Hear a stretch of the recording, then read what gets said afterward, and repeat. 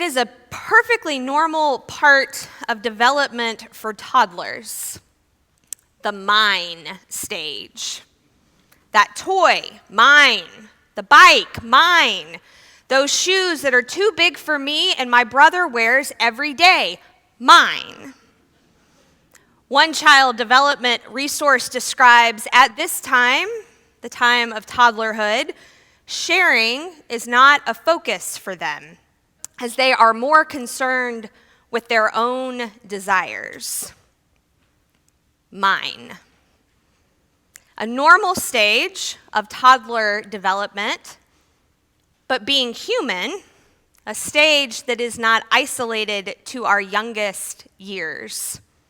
A scroll through the day's headlines reveals that age is no boundary for the blinding light of our own desires. Mine is a word we speak early, and then it settles in us, lingering and lurking even as we learn to share and do so willingly. So therefore, none of you can become my disciple if you do not give up all your possessions. Jesus has some words today for the lingering and lurking mine in each of us.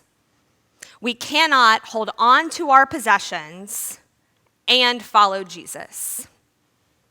So what are our possessions? How do we define ourselves and our worth?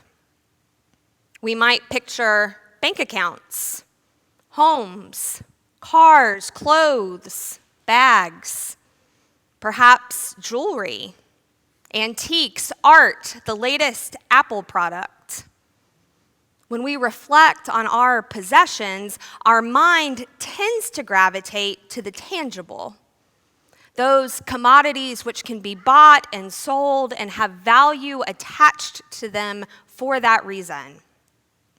These items are certainly possessions, but the tangible is not an exhaustive list of those things we count as mine. One commentator shares this: in the same way that we can perceive and use things as though they were ultimate and the source of our identity and worth, so it is possible for us to lay claim to relationships as though they were possessions. This is the idea Jesus is speaking to. All of these relationships, mine. When he says, "Whoever comes to me and does not hate father and mother, wife and children, brothers and sisters, yes, and even life itself, cannot be my disciple." We can attach our full identity and sense of worth to our relationships just as we can our tangible possessions. And once we begin to think about our relationships in this way, we realize that our list of possessions continues to grow. We might possess a strong intellect, an unwavering work ethic, or the ability to listen deeply. The expression of our faith may even be a possession by which we are consumed. The same commentator writes this: "I can cling as stubbornly to my theology as you to your automobile, to my asceticism as you to your excess, to my virtue as you to your vice, when I identify any of these as the source of my worth." When Jesus says, "None of you can become my disciple if you do not give up all your possessions," that all is a long list. It encompasses our whole lives, our whole selves, all the ways that we define ourselves, all the places where we can proclaim mine. Jesus is calling us to give them up.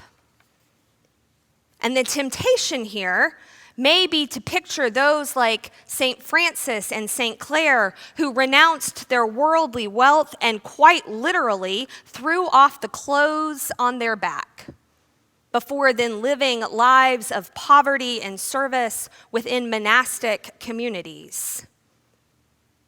These were the disciples Francis and Clare were called to be.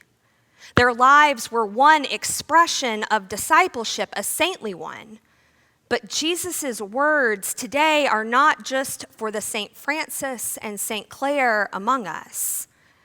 The call to discipleship is not the possession of only the big S saints.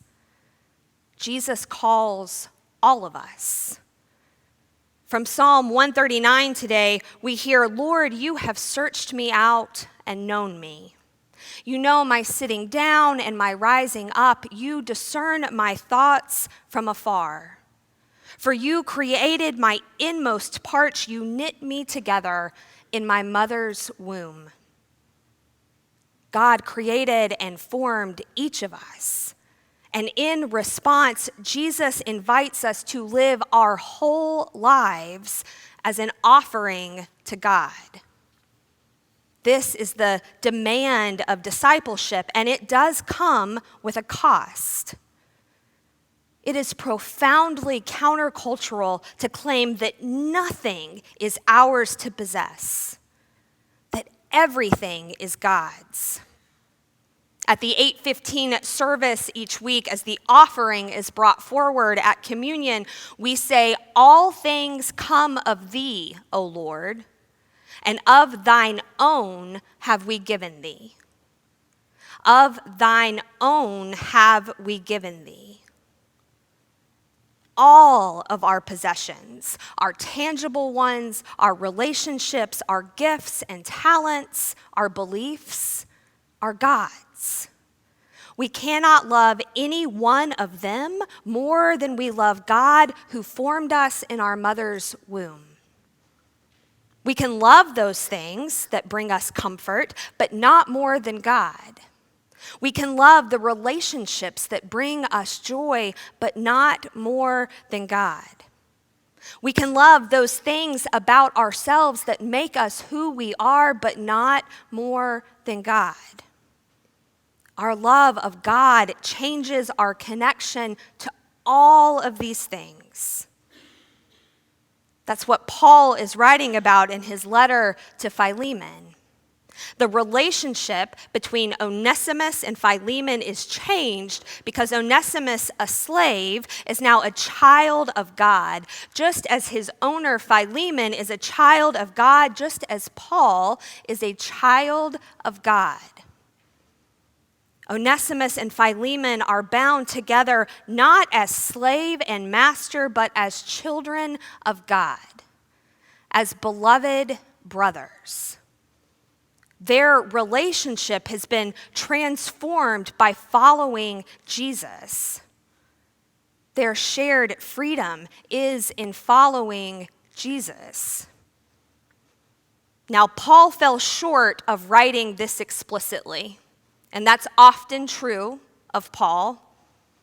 We could spend a whole other sermon exploring just this letter and the questions it raises and the ways it has been weaponized. Paul does not outright condemn slavery, the twisted practice that one human can proclaim mine on the life of another. Because of Paul's failure to condemn, and because of the questions surrounding Onesimus' story, did he run away?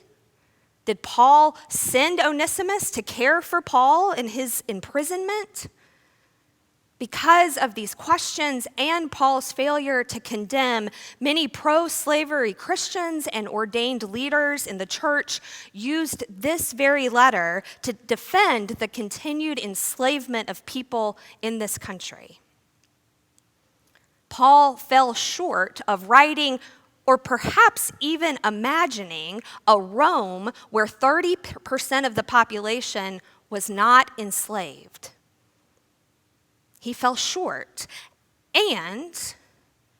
And he knew that the relationship he had with Onesimus and that Philemon had with Onesimus was fundamentally changed because of their shared call to follow Jesus.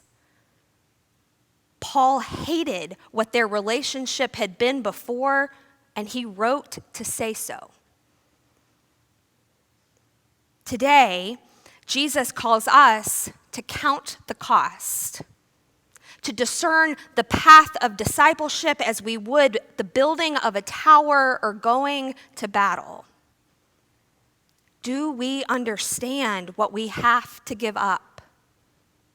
Are we ready to let go again and again and again?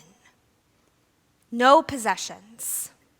Nothing is ours. Nothing is mine. All things come of thee, O Lord, and of thine own have we given thee.